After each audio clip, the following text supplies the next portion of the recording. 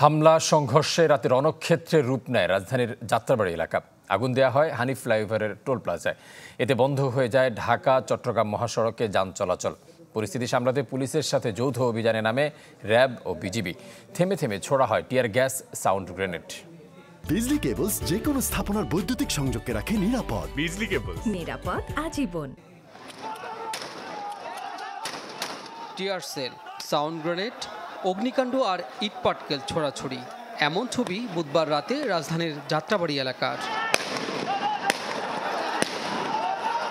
বন্ধ হয়ে যায় ঢাকা চট্টগ্রাম মহাসড়কে যান চলাচল। আইনশৃঙ্খলা বাহিনীর দাবি, দিনের আলোয় কোটা সংস্কারের দাবিতে এ এলাকায় আন্দোলন হলেও রাতে যোগ দেয় সুযোগ সন্ধানীরা। কোটা বিরোধীর পাশাপাশি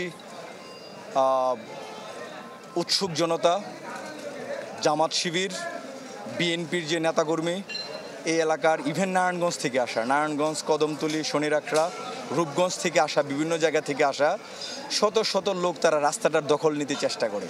তাদের সাথে আমাদের দফায় দফায় হয় সংঘর্ষ হয়। র্যাব এবং পুলিশ অত্যন্ত ধৈর্য সহকারে পেশাদারিত্বের সাথে জানমালের যেন ক্ষতি না হয় সেজন্য আমরা কিন্তু নন লিথাল উইপন যেগুলো দিয়ে একটু ডিসপার্স করা যায়, আমরা সেই কাজটা করে গেছি। আমরা বারবার ওদেরকে ডিসপার্স করার চেষ্টা করছি। কিছুক্ষণ পরে ওরা আবার রাস্তায় এসতেছে।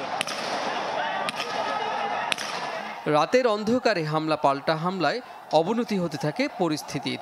নিয়ন্ত্রণে একযোগে অভিযানে নামে পুলিশ, র্যাব ও বিজিবি।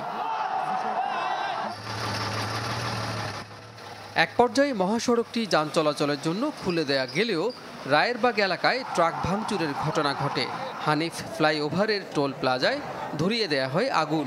এর আগে হামলার চেষ্টা করা হয় যাত্রাবাড়ী থানায়।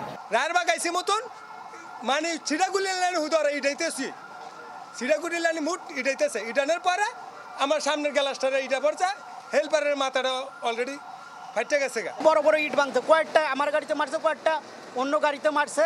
ওরা পুরো ফাঁদ এখন বন্ধ দিতেছে।